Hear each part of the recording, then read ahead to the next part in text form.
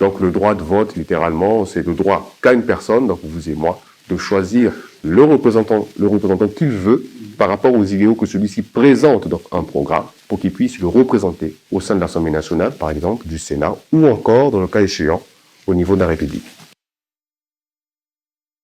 La démocratie, c'est le pouvoir du peuple, par le peuple et pour le peuple.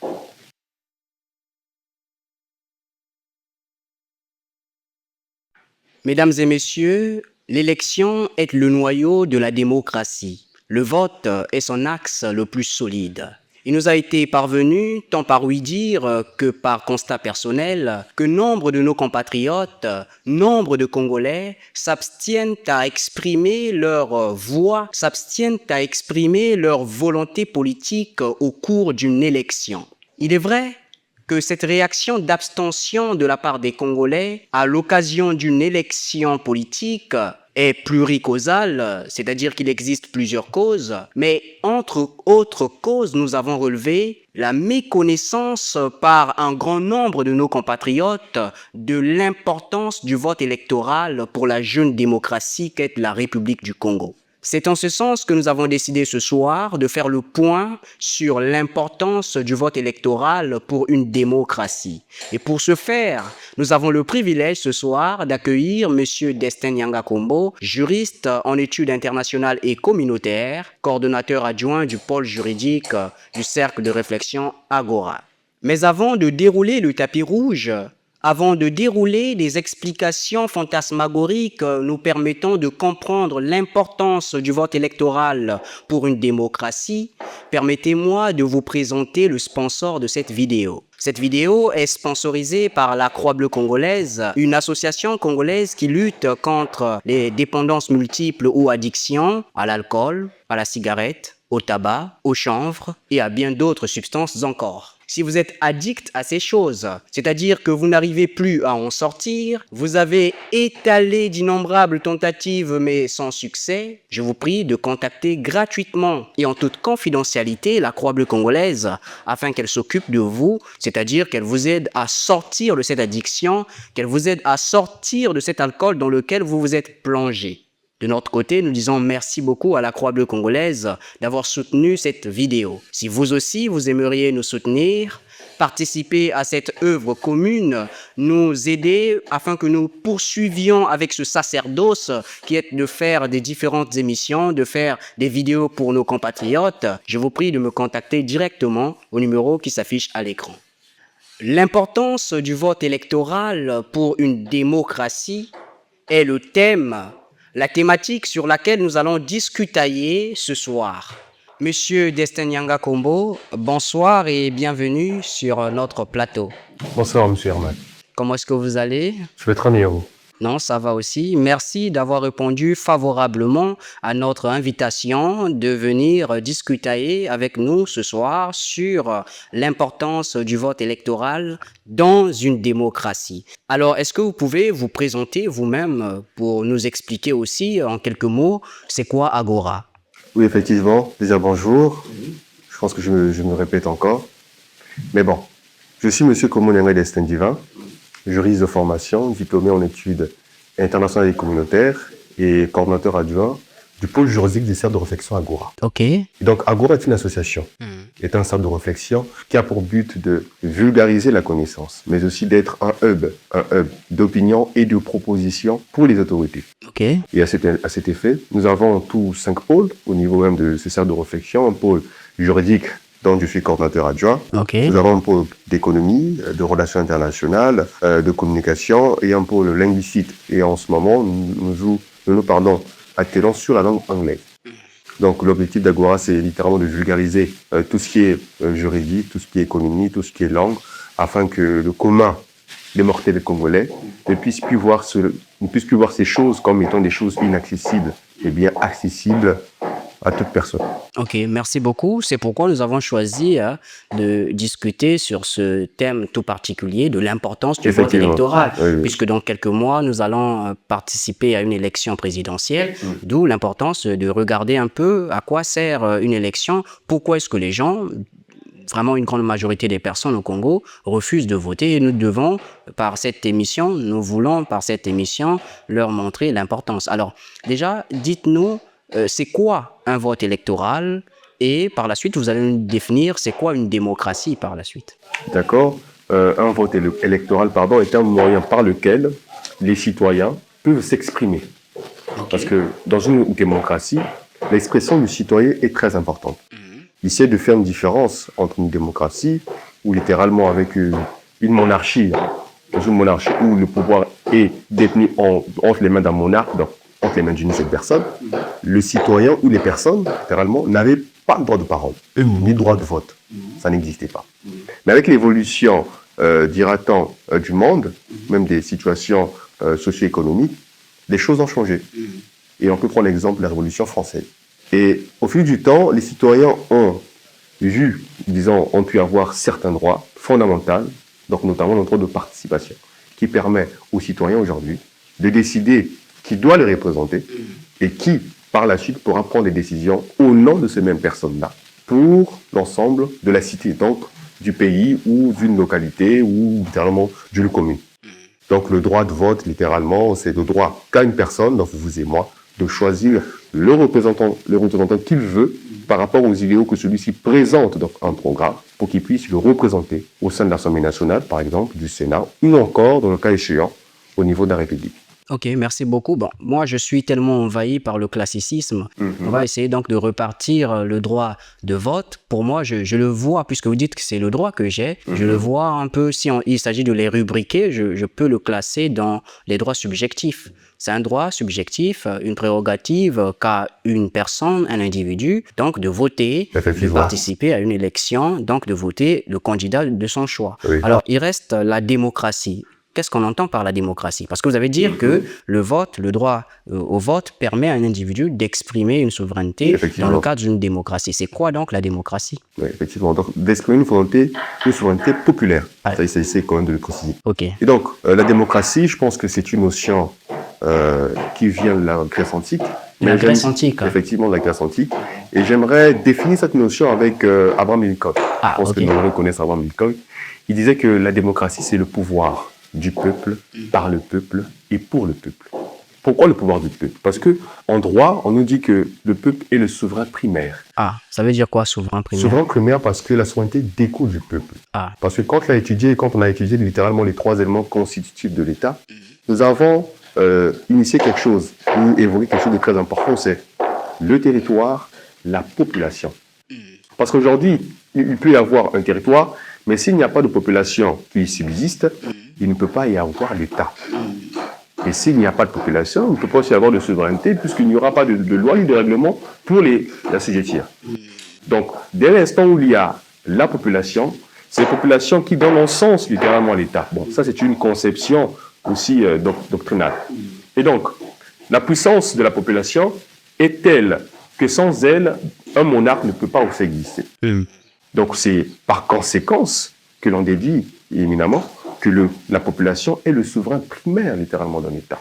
Dans la source du pouvoir. Effectivement.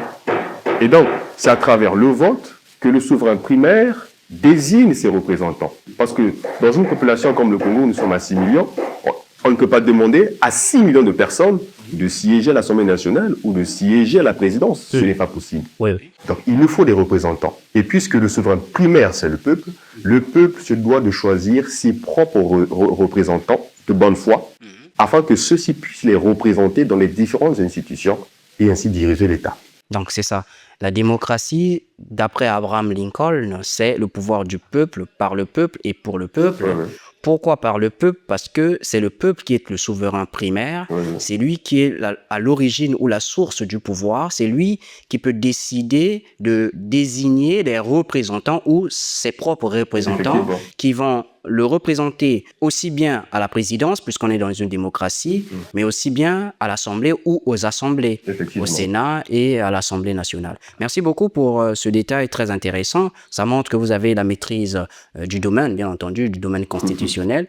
Un superlatif, bien entendu, mais d'après moi, je suis ignorant de la matière et donc, Quand vous dites ça, vous me donnez à comprendre beaucoup de choses en matière constitutionnelle. Alors, nous avons parlé du vote électoral, nous avons parlé de la démocratie, pouvoir du peuple par le peuple et pour le peuple. J'ai une question tout à fait particulière parce que c'est quelque chose qui arrive souvent dans l'esprit de la plupart des Congolais. C'est la distinction, est-ce qu'il y a une distinction entre une élection, un scrutin et un vote? Est-ce que ces trois notions sont différentes ou bien signifient la même chose? Parce que moi, ça prête à confusion. Personnellement, je crois que c'est la même chose. C'est à vous de nous dire si c'est la même chose ou bien c'est différent.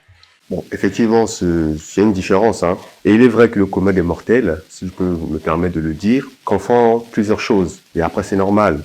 Dans une population congolaise où la plupart des personnes n'ont pas vraiment cette culture endogène-là de pouvoir s'informer, c'est tout à fait normal. Effectivement, il y a une différence entre élection, vote et scrutin. Le vote est une action personnelle. Okay. Donc aujourd'hui, je me dois de voter mon représentant. Je vais dans un bureau de vote. Et le vote, c'est l'acte de prendre le papier sur lequel est inscrit le nom de la personne que je choisis comme représentant. Donc le candidat. Et, effectivement, et de mettre dans l'urne. Dans l'urne. Effectivement. Okay, oui. Et le scrutin, c'est tout ce qui concourt littéralement, de façon directe ou indirecte, à l'électeur que je suis, afin que je puisse prendre un bulletin et pouvoir voter, donc mettre dans l'urne. Ah. C'est ça le scrutin. Donc tout ce qui concourt de façon directe ou indirecte. Voilà pourquoi on dit souvent qu'il y a le premier scrutin et le deuxième scrutin. Premier tour, second tour. Effectivement. Oui. Donc c'est tout ce qui concourt directement et indirectement. Donc si je dis directement et indirectement, parce qu'il y a plusieurs choses. Donc d'autres qui sont clarifiées, d'autres qui, de par coutume, font partie du scrutin. Oui. Et l'élection, c'est l'ensemble de tout cela. L'élection, littéralement, c'est l'événement qui permet à l'électeur, donc aux électeurs, donc aux souverains primaires, littéralement, de choisir ses représentants de façon démocratique. Ah. C'est cela, l'élection. L'élection, c'est cet événement-là qui rassemble littéralement les représentants et les électeurs pour faire un choix. Ah. D'accord, merci beaucoup pour cette précision particulière. Oui. Donc, si on comprend bien, l'élection, c'est cet événement au cours duquel... Un événement constitutionnel. Oui, un événement constitutionnel, merci. Au cours duquel un électeur désigne un candidat, désigne le représentant de son choix. Oui. Et là, peu importe la dénomination, il peut s'agir d'une élection présidentielle, d'une élection législative, peu importe, municipale et autres. Et le scrutin, c'est l'ensemble des opérations effectuées par un électeur en vue de la désignation du candidat, en vue de la désignation du représentant. Entrer dans un bureau de vote, choisir le bulletin, mettre à l'intérieur de l'enveloppe, déposer dans l'urne, sortir de l'autre côté, mettre l'encrier au niveau du pouce et tout ça. Donc tout ça, ça rentre dans le scrutin. Et le vote, c'est l'action de faire le choix par le lecteur et de mettre l'enveloppe du choix du candidat à l'intérieur de l'urne.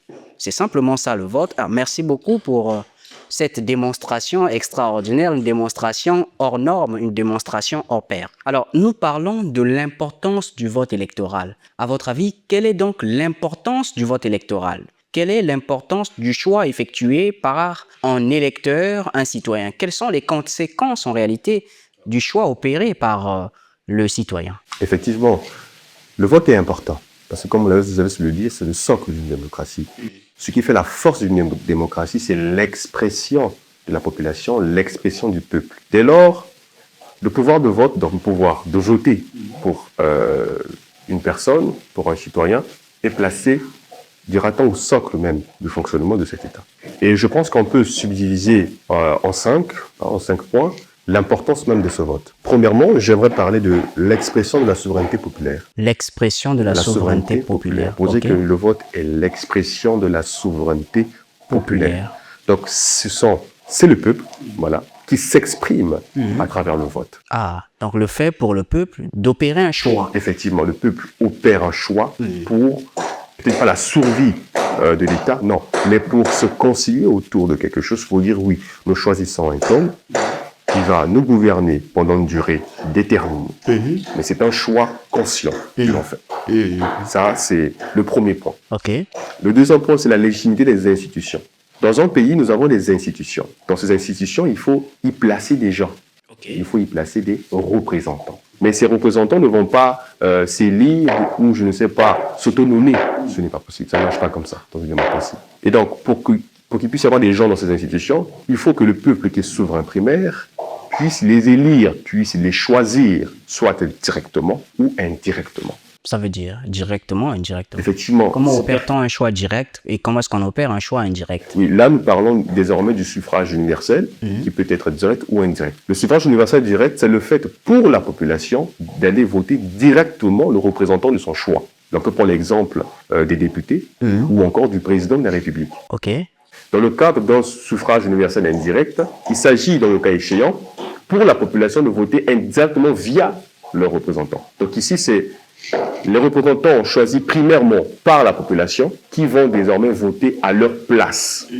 Et l'on peut prendre exemple de l'élection sénatoriale. Les sénateurs sont votés au suffrage universel indirect par les conseillers locaux, qui sont eux-mêmes votés par la population locale. Oui, oui, oui. Donc il y a un petit peu le mot indirect est très bien placé. Cette double étage, oui, je vois. Effectivement. Et dès l'instant où le peuple exécute cette action, elle donne légitimité à la personne choisie de pouvoir siéger dans l'institution. Dans le cadre du suffrage universel indirect, quand on vote les sénateurs, eux, de façon indirecte, votent le président du Sénat, qui est automatiquement le président de l'institution sénatoriale. Ah. Et dans le cadre de l'Assemblée nationale, l'on vote les députés. Et les députés, de façon indirecte, votent le président de l'institution qui est l'Assemblée nationale. Donc le président de l'Assemblée nationale. Et dans le cas de la primature, c'est le président de la République qui nomme le Premier ministre. Mais le président de la République est d'abord voté, de façon directe, au suffrage universel, direct par le peuple. Ce qui lui donne la légitimité démocratique de nommer le Premier ministre chef du gouvernement, qui en concertation avec lui nommera les membres du gouvernement qui se chargera de gouverner au nom du peuple. Ah, donc tout se fait au nom de la souveraineté populaire, voilà. Au nom de la souveraineté. Raison pour laquelle Abraham Lincoln a si bien dit le pouvoir du peuple, par le peuple et pour le peuple. Par le peuple, c'est l'exercice de ce pouvoir populaire. Par une élection. Par une élection, donc par les représentants. Ah oui. Donc ce pouvoir par le peuple pour l'exécution. Maintenant, pour le peuple, c'est l'objectif pour laquelle les représentants doivent l'exécuter. Parce que si le pouvoir du peuple, moi je suis le peuple, je vous le transmets. Donc par le peuple, vous avez le droit de l'exécuter parce que je vous l'ai transmis. Mais pour qui? Pour moi, donc pour le peuple encore. Oui. Le peuple vous transmet et vous l'exécutez encore pour le peuple. Donc pour le pouvoir, c'est ça, pouvoir dans le pouvoir du peuple, par le peuple. Pour le peuple. Oui, c'est super, c'est très intéressant. Très ingénieux, Abraham Lincoln. Oui, c'est même ça. Donc je poursuis. Ah oui. Le troisième point, c'est le moyen de participation politique. Il y a un grand philosophe qui disait, dans un ouvrage, Le Zoon Politikon, Aristote, qui disait que l'homme est un animal politique. Et aujourd'hui, l'un des problèmes avec les Congolais, c'est que les gens disent que la politique, elle est mauvaise. Non, je ne suis pas un politicien. Je pense que vous avez déjà dû entendre cela. Moi-même, je suis parfois l'un de ceux qui prononcent de telles paroles. Mais après, je suis tombé, pour ne pas vous couper, je suis tombé sur un ouvrage, je crois, d'Aristote, la politique d'Aristote, qui définissait la politique comme l'art de gérer la cité ou de diriger la cité. C'est là où j'ai compris, en réalité, la politique n'est pas péjorative en réalité, comme expression. Vous pouvez maintenant poursuivre. Effectivement, Aristote est l'un des précurseurs même sur le développement de cette formule, de cette notion. Et donc, je disais que le vote est un moyen de participation politique du peuple. Parce que si l'on suit la pensée d'Aristote, l'homme est un animal politique, c'est pour ainsi dire que toute personne vivant dans une société est politicien. C'est-à-dire qu'on peut l'assumer ou l'on ne peut pas l'assumer, mais l'on est automatiquement. Ça rappelle en fait, quand vous dites ça rappelle le mot « le politique » qu'on a étudié en sociologie. En sociologie et en histoire des idées politiques, où on nous a fait comprendre en réalité qu'effectivement, un homme est un animal politique et tout homme est politique. C'est l'expression « le politique » dans le cadre de cette matière, bien entendu. Effectivement. Et l'élection permet à toute personne vivant dans la société de pouvoir participer à l'élévation de la société, donc de l'État, dans le cas échéant. Décider de la personne qui occupera le fauteuil de président de la République, de président du Sénat, de président de l'Assemblée nationale, n'est pas un choix d'une minorité, mais le choix d'une majorité. Raison pour laquelle l'abstention n'est pas un délit en soi Mais je pense qu'il est important de rappeler aux populations, au peuple, que le vote permet de choisir la personne qui se chargera de conduire la destinée de l'État, donc forcément du peuple. Donc il est important que tout le monde puisse se mettre d'accord, oui, nous souhaitons voter telle personne sur tel programme. Et qu'est-ce qu'il y a de mieux que le vote, qui est un moyen de participation? Le vote permet aussi d'unir la nation. Parce qu'il y a des personnes qui peuvent vivre à Kakamouika ou je ne sais où, mais dès l'instant où il y a le vote, ceux-ci se doivent de se rassembler dans un bureau de vote et faire le choix qui déterminera la survie même de la nation. Bon, disons l'évolution de la nation. Oui. Ça, c'est le troisième point. Le quatrième point, j'aimerais dire que le vote est aussi un outil de changement pacifique, effectivement. En droit international, nous avons vu que la guerre, il n'y a pas très longtemps, avant la Deuxième Guerre mondiale, la guerre était un objet de politique. On pouvait faire la guerre pour avoir de l'argent, pour avoir plus de terres, etc. Mais la guerre était utilisée à des fins politiques, bien évidemment, mais pas dans le cadre d'obtention de richesse, mais dans le cadre d'évincement de pouvoir. Donc, vous et moi, nous sommes frères, vous êtes prince héritier, je suis le prince cadet. J'ai des armes. Le marquis. Effectivement, le marquis, j'ai des armes, j'ai des hommes, j'arrive au palais, je vous fais la guerre et vous dégagez. Je prends le pouvoir. Oui, oui. Mais quand je fais ça, il y a forcément des gens qui vont mourir tout autour. En effet, oui. Donc c'était comme ça. Mais le vote vient clarifier une chose pour dire que non, tout le monde est égaux. Si je veux me présenter, je peux le faire sans pour autant qu'il puisse y avoir un problème. Un outil pacifique en ce sens où, si je suis président de la République, je sais que 5 ans plus tard, je serai soumis au vote. Oui. Et si je perds, je me dois pacifiquement de laisser le fauteuil du président de la République. Déjà que quand tu es président de la République, tu n'es qu'un locataire. Oui. Comme le disent si bien les Français, le locataire de l'Élysée, etc. Effectivement. Même aux États-Unis, on parle du locataire de la Maison Blanche. Oui, oui. Donc le vote est un outil pacifique de transfert de pouvoir, si on peut le dire comme ça, ou même d'exécution du pouvoir. Nous vous avons voté dans un cadre pacifique et vous devez aussi partir dans un cadre pacifique. Oui, c'est super intéressant parce que on va pas encourager, comme le faisait, c'est vrai qu'il a fait 2 mouvements, c'est Nicolas de Machiavel, on va pas encourager la prise du pouvoir par les armes. Par les armes. Oui, il a parlé dans son ouvrage Le Prince, et c'est vrai. Mais il a parlé de 2 mouvements, hein. Il a dit comment prendre le pouvoir avec des armes, mais aussi comment prendre le pouvoir pacifiquement. Mais c'est plutôt le côté péjoratif de son ouvrage qu'on regarde. C'est pourquoi on a sorti même un qualificatif pour désigner son mauvais côté, pour dire que c'est machiavélique. Donc on voit que c'est quand même intéressant. Oui, oui. Donc ça permet donc une transition pacifique du pouvoir, qui est le 4e point. Et le 5e point, c'est lequel déjà? Et le 5e point, c'est le fait que le vote renforce la responsabilité des élus. Parce que si la Constitution est l'expression matérielle, dira-t-on, du changement pacifique, mais la responsabilité des élus est tout aussi importante. Parce que dans l'ancien temps, durant l'âge de la monarchie, le roi nommait ses ministres et ceux-ci faisaient tout ce qu'ils voulaient, n'étaient redevables que devant lui. Donc aujourd'hui, le ministre du roi peut faire ce qu'il veut, peut violer, peut tuer je ne sais qui, il n'est redevable que devant le roi. Oui, parce que le roi, comme Louis XIV disait, l'État c'est moi. Effectivement. Donc si l'État c'est lui, c'est qu'il décide de tout. Oui, oui, en effet. Mais aujourd'hui, en démocratie, nous avons déjà la séparation du pouvoir, prônée par Montesquieu et John Locke. Mais nous avons aussi un autre mécanisme. Pourquoi? Parce que le pouvoir est entre les mains de ce grand primaire qui est le peuple, qui l'exécute via le vote. Et le vote permet, littéralement, à ceux qui ont été élus d'être responsables de leurs actions devant le peuple. Parce qu'aujourd'hui, quand vous avez été voté, vous savez très bien que dans 5 ans, il y aura encore des élections, je me dois de bien agir. Oui, de bien travailler, sinon on va m'évincer, on va désigner un autre candidat qui va se présenter. Qui va se présenter et qui va se faire un plaisir de chahuter sur vos mauvaises actions. Un malin plaisir, bien entendu. Voilà. Donc si aujourd'hui, dans notre programme, nous allons construire 10 hôpitaux généraux au Congo, par exemple, mais il vous faut le faire avant les 5 ans écoulés, ou en tout cas, peut-être pas tous les 10, mais qu'il puisse y avoir une évolution. Parce que nulle œuvre humaine n'est parfaite. Oui. Donc forcément, il faudra vous juger. Et donc, le peuple, donc cette action, le vote, permet au peuple de, pendant le vote, de dire, nous avons telle personne, nous avons M. Mbeka Eman, qui a été président de la République durant 5 ans, qu'est-ce qu'il a eu à faire? Non, ça c'est un rêve irréalisable. Peut-être qu'il ne va jamais se réaliser. On ne sait jamais. Non, mais j'envisage pas. Effectivement. Par exemple, on s'en prend l'exemple de celui que je suis. Je suis député, par exemple. Oui. J'ai promis de faire voter une loi, par exemple, sur la prohibition de non arbitraire, par exemple.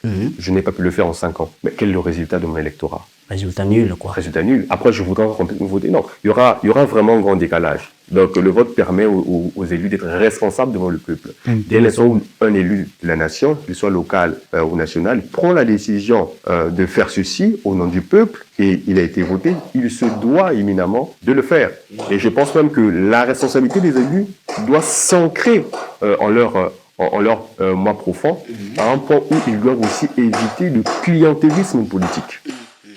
C'est-à-dire promettre des choses à la population qu'ils savent très bien qu'ils ne pourront pas les atteindre. Parce que cela tue la nation. Oui, en effet. Donc, on peut prendre l'exemple de la France, parce qu'il y a plusieurs élus en France qui font des promesses. Non, nous allons construire telle piscine, effectivement. Et on construit la piscine, effectivement, mais la maintenance devient compliquée. Oui, l'entretien, oui. Donc, l'ouvrage qui a été construit en fonds publics, donc l'argent des Français, sans prendre l'exemple qui court dans l'argent des Congolais, tombe en désuétude.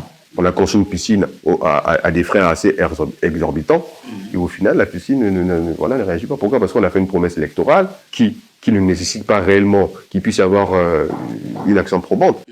Donc l'élu, je pense, c'est aussi celui qui pense pour le bien de la nation. C'est pas parce que j'ai besoin d'être voté que je vais dire non, on va construire le Naparc, on va construire 10 Naparc au Congo. Non, mais on a besoin, voilà. Une nouvelle corniche. C'est cela.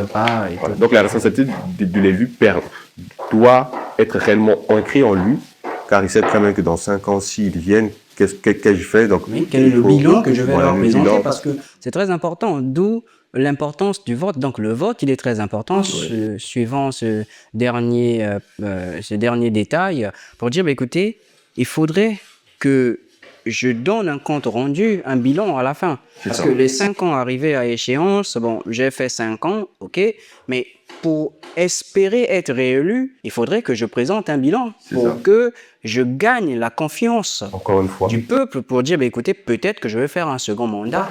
Et si la Constitution le permet, pourquoi pas un troisième, comme le cas du président de la République. Donc, vous voyez que c'est super intéressant, mais merci beaucoup, Monsieur Nyanga Kombo, de nous avoir démontré l'importance du vote électoral pour une démocratie, sinon dans une démocratie. Alors, merci à vous d'être passé sur notre plateau. Alors, quel est votre mot de la fin pour ceux qui nous suivent?